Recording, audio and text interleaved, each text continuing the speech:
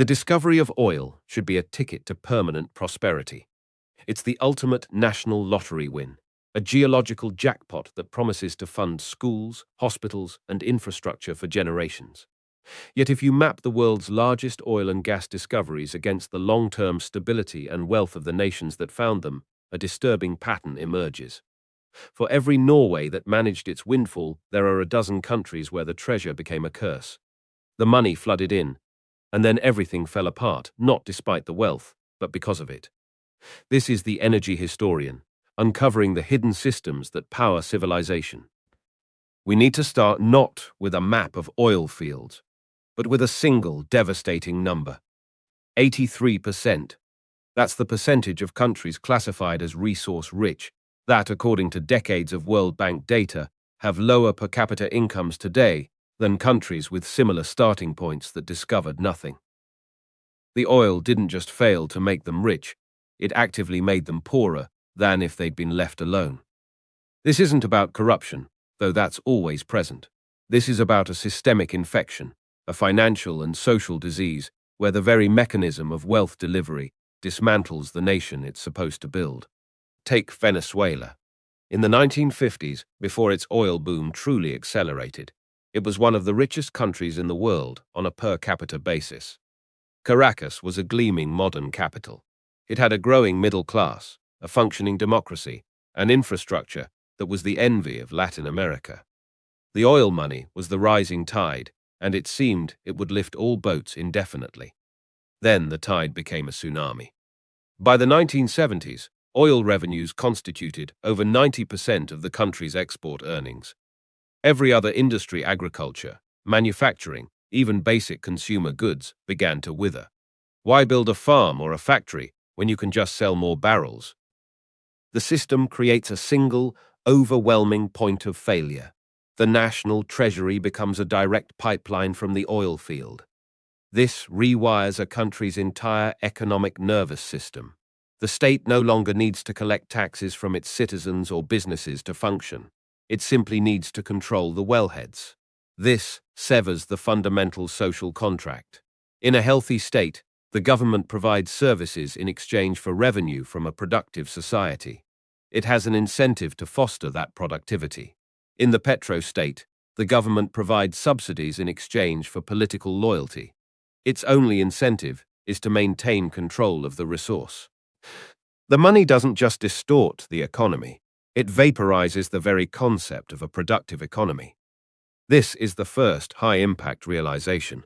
A nation can become so rich in currency that it becomes incapable of creating anything of value. Local currency becomes wildly overvalued, making any non-oil export impossibly expensive on the global market. Imports become laughably cheap. So, the local farmer goes out of business because he can't compete with subsidized imported food. The factory closes because it's cheaper to import everything. The entire workforce is pulled, magnetically, toward the only sector that matters, securing a piece of the state oil money, either through a government job, a contract, or patronage.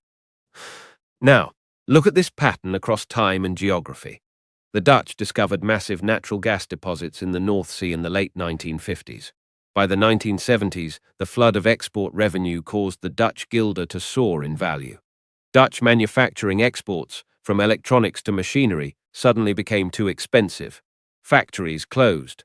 Unemployment spiked. They gave this a name, the Dutch disease. It's taught as an economic curiosity, but in the developing world, it's not a disease, it's a terminal diagnosis. Nigeria discovered oil in commercial quantities in the late 1950s. By 1970, oil was 80% of government revenue. Its agricultural sector, once the world's largest exporter of palm oil and a major cocoa producer, collapsed. The country went from being self-sufficient in food to spending billions importing it. The timeline is set by depletion curves, not policy cycles. Here's the second spike. The wealth arrives in a decade, but the bills come due over 50 years. The initial boom funds grandiose projects and vast social programs. Populations grow, expectations solidify, and an entire society is engineered to run on a certain volume of oil revenue. But oil fields peak, they decline, the price gyrates. The state, having never built the muscles of tax collection or diversified economic management, now faces a terrifying equation. It must meet the inflated expectations of its population with a shrinking income. The only lever left is debt, secured against future oil that may never flow as promised. This is where the curse reveals its true mechanical nature. It's not that oil makes countries poor, it's that oil makes countries rigid. They lose the ability to adapt. A normal economy has thousands of industries, millions of decision-makers, and a constant process of creative destruction and regeneration. It's a dense, resilient forest. A petroeconomy is a single, giant, ancient tree. It's impressive, it provides immense shade, but its root system is shallow. When the environment changes, when the price of oil falls, or the field depletes, or a new technology emerges, it cannot bend, it can only break. Consider the case of Nauru. It's not an oil story, but it's the same machine running with a different fuel. This tiny Pacific island discovered it was sitting on some of the world's richest phosphate deposits, essentially fossilized bird guano, a critical fertilizer component. For decades, the money flowed. The government abolished taxes. It provided everything for free. It built a national airline it didn't need. By the 1990s, the phosphate ran out. The island was left literally hollowed out, 80% of its landmass strip-mined and uninhabitable, with a population suffering from some of the world's highest rates of diabetes and unemployment. It had all the money in the world, and it bought nothing of lasting value. The resource wasn't developed, it was looted, and the loot was spent. This is the core paradox of the resource curse. The easier the money is to get, the less it's worth in the long run.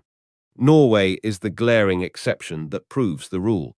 It discovered the North Sea oil at almost the exact same time as the UK, but Norway had already built a robust, diversified, industrialized economy with strong institutions and a high-trust society. It treated the oil revenue not as operating cash, but as a one-time inheritance. It created a sovereign wealth fund, barred the government from spending the principal, and only used the investment returns. The oil money was walled off from the daily functioning of the state. The government still had to tax its people. The social contract remained intact. Oh, for most, that discipline is impossible. The resource revenue arrives in a torrent, and it creates a winner-take-all political system. Controlling the state isn't about governance. It's about gaining exclusive access to the spigot. This makes politics a violent, zero-sum game.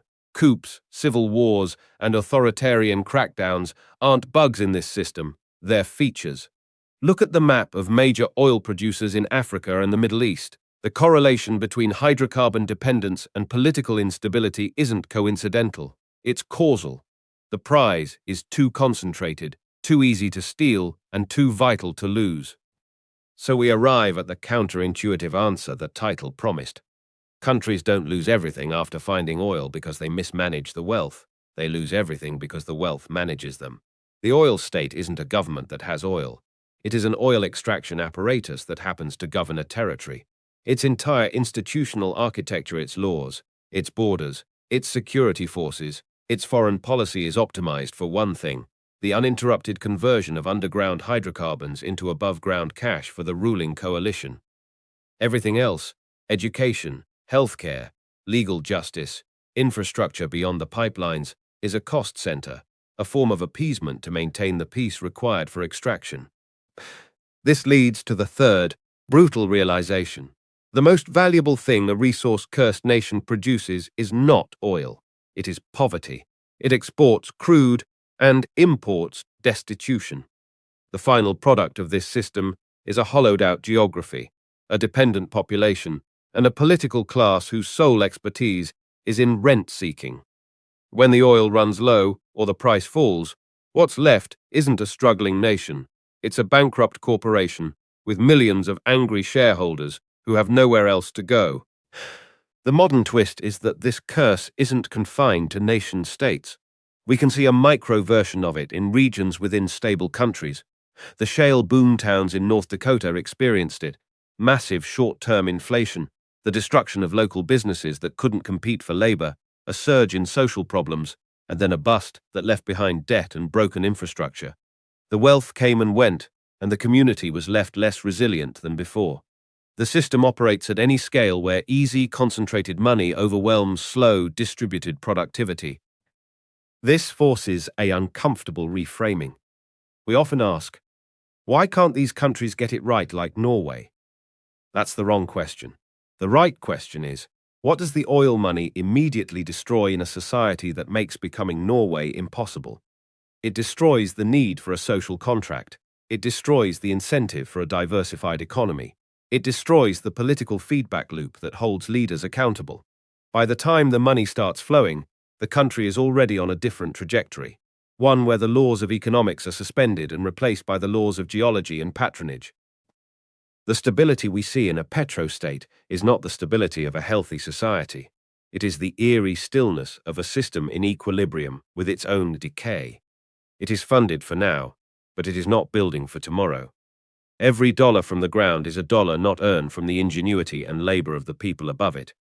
And when the underground account is finally empty, the above-ground nation discovers it has built nothing that can survive without it. If this gave you a new perspective, hit subscribe. The hidden infrastructure is always there. Now you know where to look.